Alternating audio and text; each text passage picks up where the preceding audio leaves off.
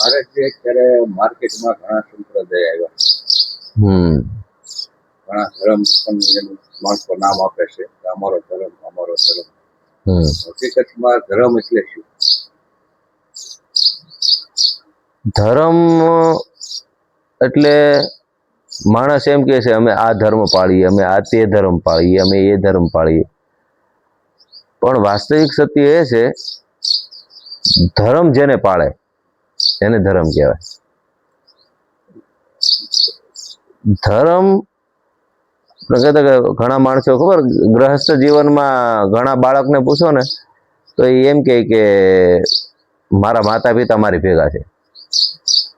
પણ સાત્વિક બાળક એને ગણવામાં આવે, એ એમ કે હું મારા માતા પિતા ભેગો છું. અને રહી વાત ધર્મની, તો ધર્મ રામચરિત માનસમાં એક સોપાય છે,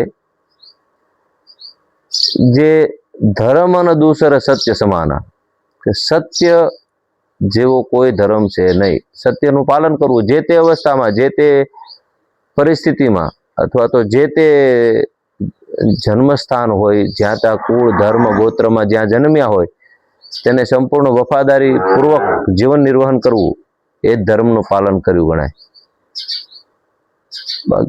ધર્મ ન દૂસર સત્ય સમાના, આગમ નિગમ પુરાણ બખાના, પરમ ધર્મ શ્રુતિ વિદિત અહિંસા, પરનિંદાસમ અગન ગરીસા. જ્યારે આપણે એવું બોલીએ ને કે અમે આ ધર્મ પાળીએ છીએ તો ખતરો રહે છે. કારણ કે આપણે પકડ્યું હોય તો આપણે મેકી પણ દઈએ, આપણે જીવ છે ક્યારે મૂકી દઈએ શું ખબર. પણ કોઈ ધર્મ આપણને પાળે તો એ નહીં મેકે. એટલે એવી જ રીતે ગુરુ, આપણે ગુરુ માની લઈએ તો ખતરો રહે, આપણે કારે મેકી દઈએ શું ખબર. પણ ગુરુએ આપણું ચયન કર્યું હોય તો ગુરુ ક્યારે નહીં મૂકે. એવી જ રીતે પરમાત્મા રામચરિત માનસમાં જુઓ તમે, કેવટ એમ કહે છે કે પ્રભુ આ તમે મારું મસ્તક પકડી રાખો, મારે તમારા પગ ધોવાય. ઓલું જે હોડકી હાલક ડોલક થાય છે એમાં. એટલે કહેવાનો મતલબ કે જો પરમાત્મા પકડી રાખે ને તો એ નહીં છોડે. આપણે તો જીવ છીએ, ક્યારે છોડીએ શું ખબર. અને છોડવા માટેના તો કઈ એક અડચણું છે જગતમાં.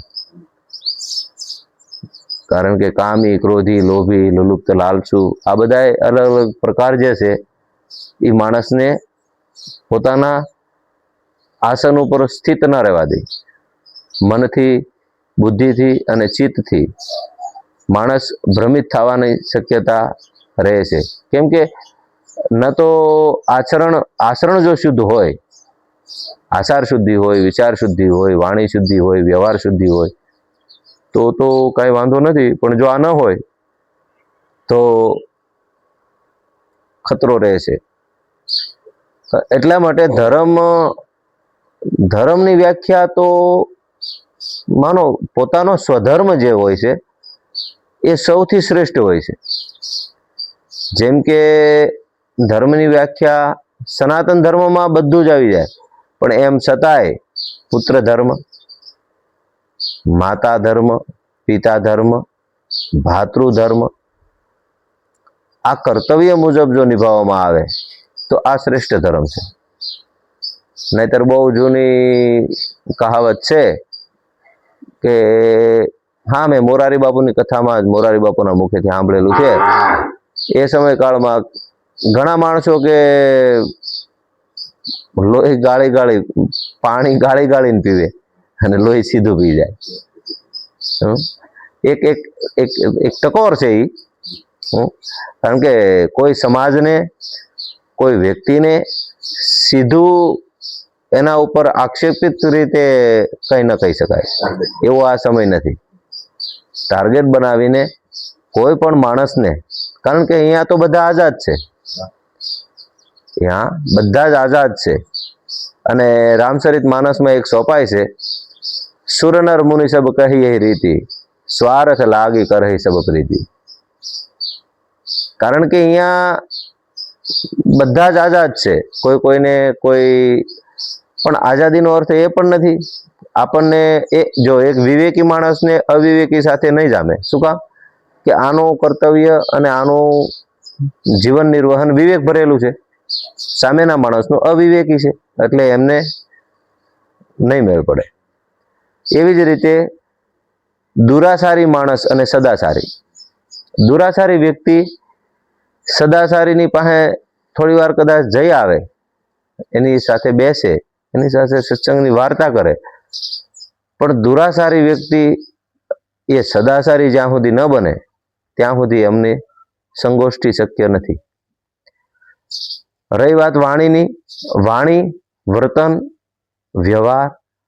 કારણ કે જ્યારે વાણી દ્વારા બોલાતું શબ્દ બ્રહ્મ છે, પણ જ્ઞાનીજનો અને મહાપુરુષોનો શબ્દ જ્યાં ત્યાં જેમ તેમ નહીં વપરાતો હોય. તમે જોજો, કારણ કે એમને એક કહેવત નથી કે શબ્દ તોલીને, હા, શબ્દને વેચવાનો નથી, તોલવાનો અર્થ એવો નથી કે વેચવાનો છે, પણ શબ્દ તોલીને કે આ હું બોલીને એનું કોઈને વ્યવહારથી, વાણીથી કે વર્તનથી દુઃખ ન પહોંચે, એ ઉત્તમ ધર્મ છે.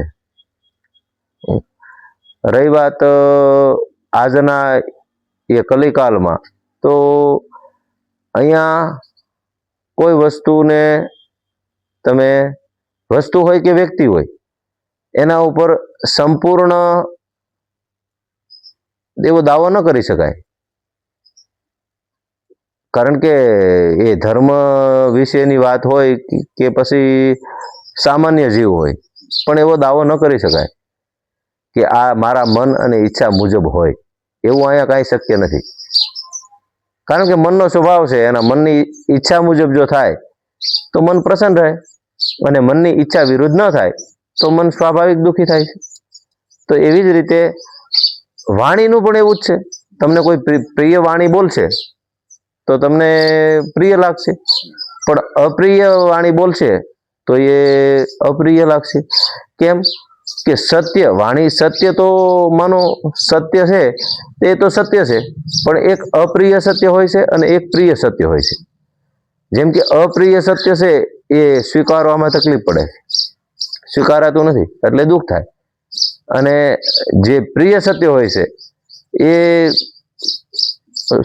સ્વીકારાઈ જાય છે, એટલે એનાથી જીવ એવું સમજે છે કે એનાથી હું સુખ પ્રાપ્ત કરું છું.